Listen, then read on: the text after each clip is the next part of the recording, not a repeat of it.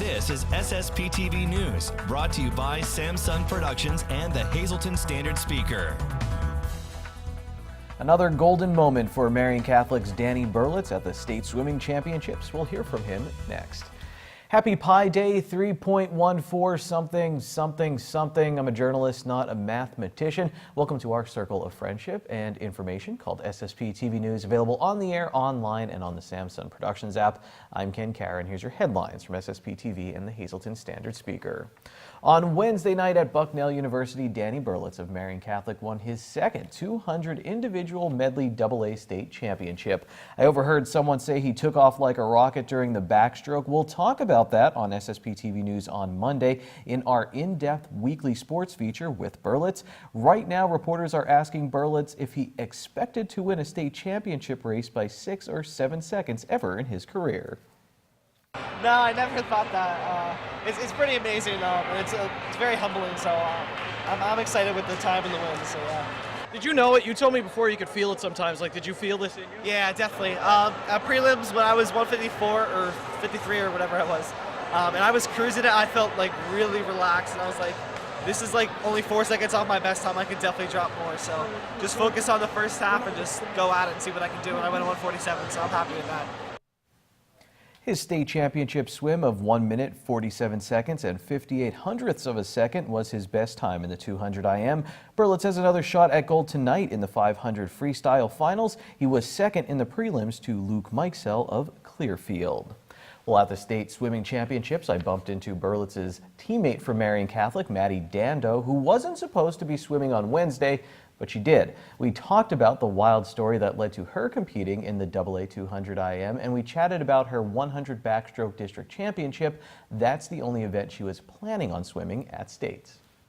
I was actually the second alternate coming into this meet, and then one girl scratched and the first alternate got in, so I was technically then the first alternate, and I was just here cheering on my Y teammate Sydney Lloyd from Berwick. She just got done the 200 free, and I saw them lining up, and I saw nobody go in lane 1, and I turned to my dad. I was like, oh my god, there's nobody in lane 1. So we ran to the officials, and my dad was like, there's nobody in lane 1, my daughter's first alternate, she's here. So I had to sprint down the whole pool deck, get my cabin goggles, sprinted back. I was on such an adrenaline rush. It was just like, oh, crazy. I didn't even have a tech suit on. I had my practice suit on, which I use as drag. So, and I just got up in the blocks. During when I was swimming, I was like, I know I'm doing bad right now, and I knew I was gonna come in last. I knew I was gonna get a horrible time, but I really didn't care. I just like, from the beginning of the year, I really wanted to make 2 events at states, and the first alternate who got in, before here, she was only 0.04 in front of me, so that really sucked, just like sitting here. And I really wanted to swim this really bad, so I'm really happy I got to. Districts this year, the 2 IM, my tech suit ripped 15 minutes before my race, so the 2 IM has had many surprises this year. So at districts I added 2 seconds. I was really bummed about that because I feel like if I had my new tech suit on, I would have done a lot better. So I just tried to get my hopes up for the next day, my 100 backstroke. I got a personal best. That's really where I want my time to be. Last year it wasn't really where I wanted to be, so I'm really happy I'm consistent at breaking a minute now, and I'm consistent at low 59. Dando, a sophomore, finished 20th in the 100 backstroke prelims today, just missing tonight's consolation race at the state championships. But congratulations to her on a great season. Maddie Dando, now the 2-time District 11 AA backstroke champion. And now an important traffic alert for those who travel in the Cunningham-Drums Valley area. The bridge that connects Butler Avenue in Cunningham and the Cunningham-Drums Road is closed. It's not far from the blinking light on Main Street in Cunningham. Mike Toludo, safety press officer for PennDOT, tells us the bridge failed a routine inspection yesterday because some of the stone was bulging. Approximately 2,500 cars travel it each day. The span was already on the list for replacement next year and is in the design stage. Construction will begin in the spring of 2020 with completion expected in November of that year. The bridge dates back to 1910. The project is expected to cost $1.25 million. Meanwhile, Cunningham Police Chief Tony Harris tells us that a reported gas leak this morning turned out to be a leak in the stove at Cousin Joe's Bar and Restaurant. UGI and Valley Regional responded. Part of Main Street was closed while the problem was corrected. Well, it began with a concerned parent reporting to Hazelton police that their juvenile son stole a firearm from the house and was taking it to the Pine Street playground. Police saturated the playground and observed juveniles fleeing. 2 were detained and then released. Police learned that the stolen firearm was taken from a lockbox in the owner's home. The juvenile's aunt recovered it and turned it over to the police, but the juvenile fled. As police searched the area, they observed 2 males matching the suspect's description. Both began to flee and were detained by officers for safety reasons. Police recovered 1,800 bags of suspected heroin from 20-year-old Daniel Scalise. The other person, an adult, was released. If you want to view paradise, simply open up a box of Frankie's Cold Pizza and view it. Their Golden Ticket contest continues all this month. Look in their boxes of cold pizza to win great prizes. Call now to enter to win a box of 12 slices of Frankie's Cold Pizza with their signature sauce and cheese blend baked fresh with no preservatives. Call us at 570-459-9813, extension 104. We need your full name and phone number. We'll pick one winner at random, and you can only win once every 30 days on SSPTV.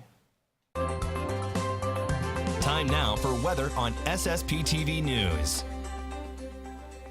I didn't wear a jacket to get this weather shot. I did have a hoodie on, but still, that makes me smile. Here's your forecast from the National Weather Service.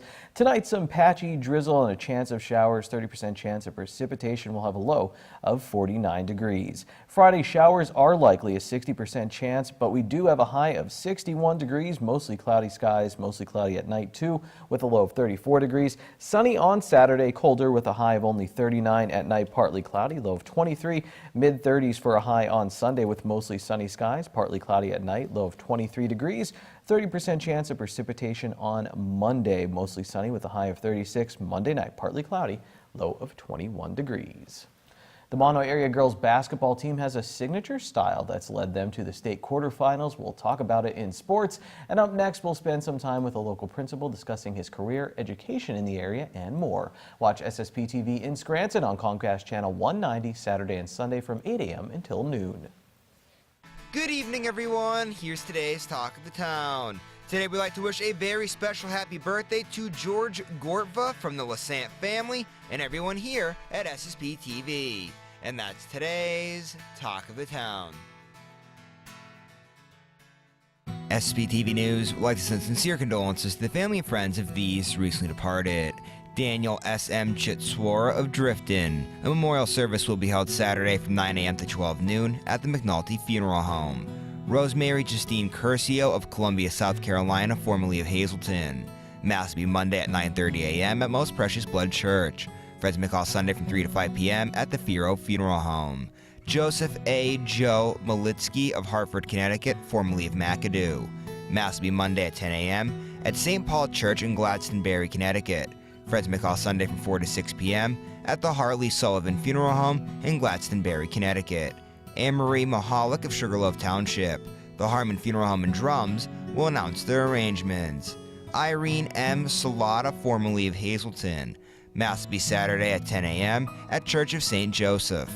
Friends may call Friday from 5 to 9 p.m. at the Frank J. Bonin Funeral Home. Teresa A. Schmier of Hazelton. Mass will be held on March 23rd at 10 a.m. at Most Precious Blood Church. Friends may call on March 23rd from 9 to 10 a.m. at the church. The Joseph A. Moran Funeral Home is in charge of arrangements. And Nancy Swantek of Black Creek Township. The Harmon Funeral Home in Rock Glen will announce their arrangements.